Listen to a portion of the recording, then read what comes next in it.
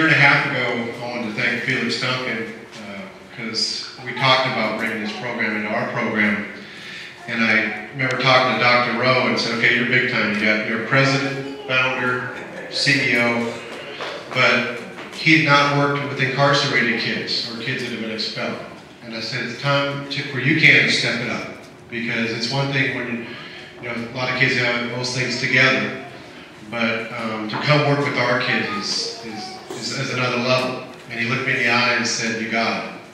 And we started the Links program specifically to reduce the number of kids entering into a life of incarceration. We have 3,000 kids that come through our juvenile hall, and I would say 5 years ago, those schools and programs were a mess. In California, we spend $252,000 a year to incarcerate a kid in the old youth authority. And we spend $96,000 a year to house them here in Sacramento. And the system set up is once you get in, it's really hard to get out. And if you look at our community schools, we have somewhere around 700 kids that come through our doors who've been expelled. And many, once you get expelled, the school districts make it difficult for the transition back. So we've made a full commitment that to finish with us if you choose, to go back to your district if you choose. And I want to leave you with just 3 important things about our relationship with UCAN. And first, I think you take the acronym UCAN.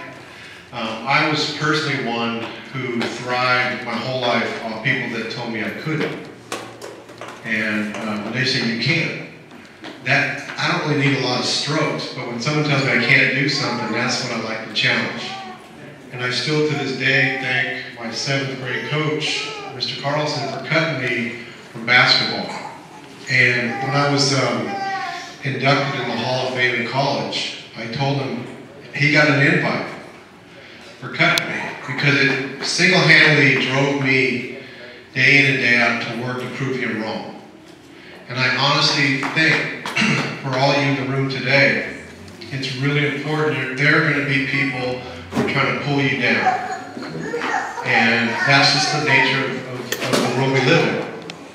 And I think that's why we did a presentation today with a couple of students. I want to thank Fernando over here that we went out and talked, but they really, we told them that the whole gist of what we're trying to do is get some kids out of town.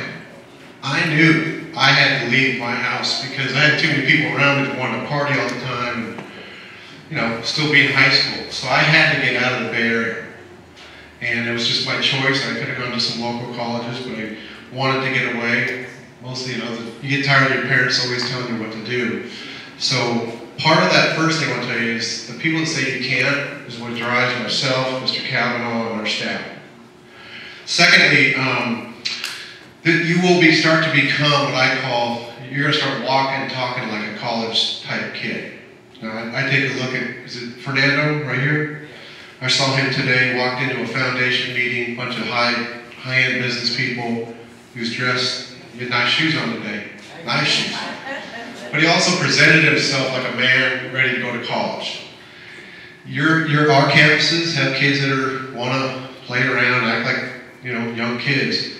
It's time for you young men and women to act different, act more like you're a college-bound student, and become part of a new family. I had the 6 kids over at my house before they took off. I invited them for dinner, and really it was a ceremony to say, I invite you to my house for a reason because you're our first group of kids taking a big step for us.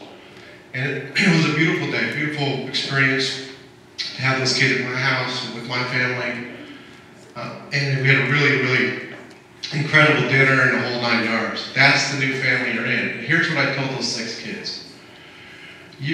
Some of them may fail, but we're back here to provide support for anybody who bounces back. My son had 3 college roommates at Cal Poly.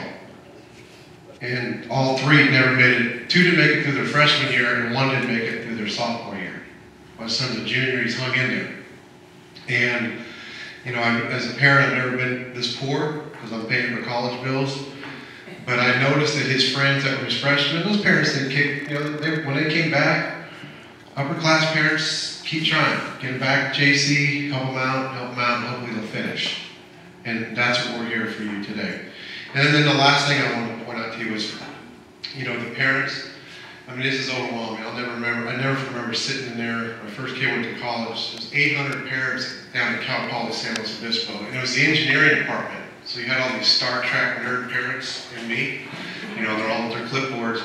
But I was just overwhelmed with, where's the dorm? Where's applications? And this program, unlike I think if you're going from some of the state universities where you see you're on your own, it's a not like a war zone, but you're putting all these applications out, you don't know what to do. You will get a ton of support and help and be able to network with each other.